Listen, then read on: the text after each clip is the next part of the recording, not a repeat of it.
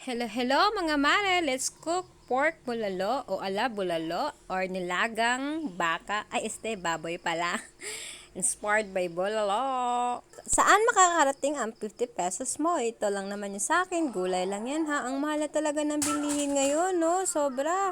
Yun na nga mga mare. Instead na baka yung ginano ko, pork na lang. Kaya nga pork bulalo. Kasi wala nga nang mabili sa tindahan.